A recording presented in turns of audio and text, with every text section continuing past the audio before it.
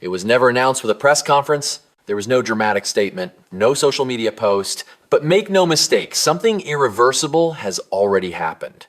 The relationship between Caitlin Clark and Team USA didn't slowly fade.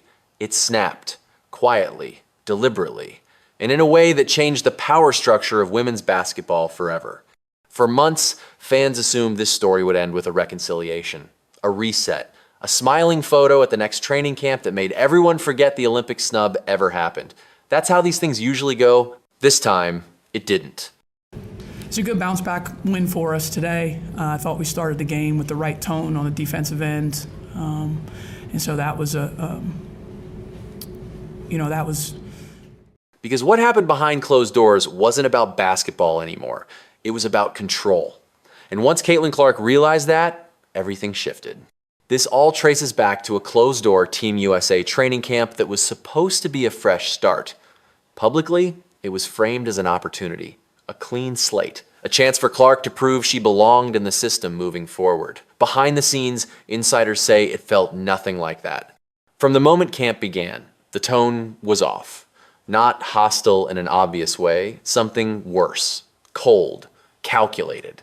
Clark wasn't treated like the most dangerous scorer in the sport. She wasn't even treated like a future cornerstone.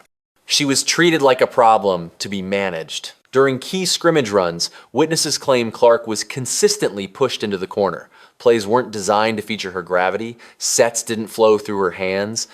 The same player who warps defenses the second she crosses half court was suddenly reduced to standing, watching, waiting. And when she reportedly asked for clarity, not special treatment, just direction, she didn't get coaching. She got silence. That silence wasn't accidental. It was a message. And the message was simple. You are not the priority here. At that point, this stopped being about rotations or schemes. It became about hierarchy, about who gets to shape the identity of the team and who is expected to fall in line. But the real tension didn't start at that camp. It had been building for months. Coach Cheryl Reeves' public comments told the story long before anything leaked. Every time she was asked about integrating younger stars, the answer sounded familiar. Chemistry, paying dues, respecting the system. On the surface, that sounds reasonable. Until you realize it was the exact same language used to justify leaving Clark off the Olympic roster in the first place, this wasn't subtle anymore. Clark represents a style of basketball that challenges everything Reeve has built her career on. High volume, deep range, fast decisions, spacing that bends defenses until they break. It's not tidy, it's not rigid, and it doesn't ask for permission. Reeve looks at that and sees risk. Turnovers, defensive gaps, loss of control. The rest of the basketball world sees something else entirely. Gravity, evolution, the future. This wasn't a personality clash, it was a philosophical collision. And neither side was willing to blink. That's when Caitlin Clark made the most important decision of her career without ever announcing it. She didn't go on a media tour. She didn't fire off a passive-aggressive post. She didn't leak complaints. According to sources close to her camp, she simply stopped showing up. Invitations for upcoming mini camps were declined. Quietly, professionally, final. No drama. Just distance. And that's when the panic started. Because Team USA could spin criticism. They could weather outrage. What they couldn't handle was silence. Silence meant they had lost control of the narrative. Clark wasn't chasing the Olympic dream anymore. She wasn't begging for validation from a system that clearly didn't want to adapt to her. She had leverage, and for the first time, she used it. The fallout hit USA basketball fast. Executives know the numbers, even if they don't say them publicly. WNBA ratings didn't rise by accident. They rose because Caitlin Clark turned regular season games into events. Meanwhile, national team viewership hasn't seen the same surge. That gap matters, especially with the 2028 Los Angeles Olympics looming. Those games aren't just about gold medals. They're about marketing, sponsorships, broadcast deals, selling a product to a casual audience that doesn't tune in unless the stars are undeniable. And Clark is the star. Sponsors see it, broadcasters see it, Nike definitely sees it. You don't invest millions into a signature athlete just to watch her get iced out by a coach who refuses to evolve. Money doesn't whisper in situations like this.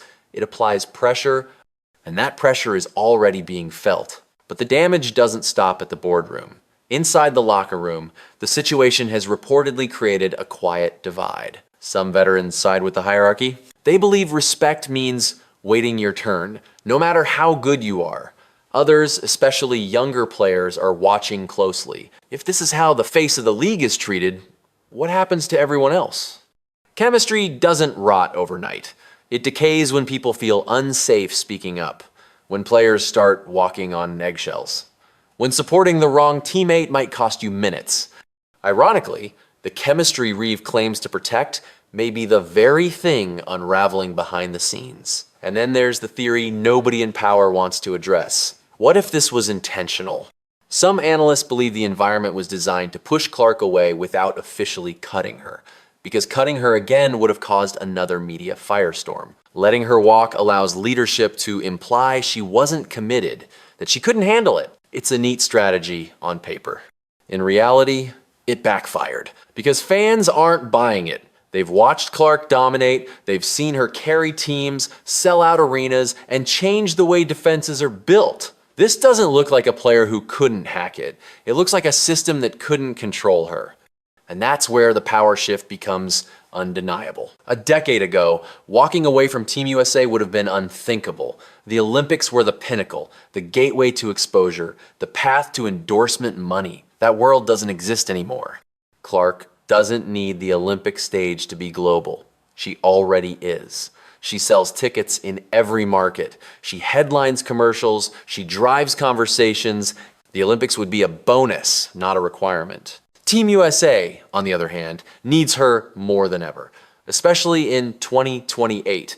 Hosting the games without the most recognizable player in women's basketball would be a branding disaster. It's like staging a historic moment without the main character. And that reality exposes another uncomfortable truth. The role of a national team coach isn't to force talent into a rigid mold, it's to adapt, to connect pieces, to maximize what you're given. Great coaches have always understood that. They adjust schemes for transcendent players, not the other way around. Refusing to do that isn't strength, it's insecurity. At some point, ego becomes the enemy of progress. And when that happens, the collateral damage isn't just one player, it's the sport itself. The silence from teammates hasn't helped either. Past leaders might have stepped in, bridged the gap, and diffused the tension. This time, no one did. Whether out of fear or self-preservation, the result was the same. Clark was isolated. And when isolation meets clarity, decisions get made. Her choice to step away isn't weakness, it's boundary setting. It's protecting her peace. It's recognizing that no medal is worth sacrificing joy, confidence, or momentum. And that's why this moment feels bigger than basketball. USA Basketball now faces a decision that will define the next decade.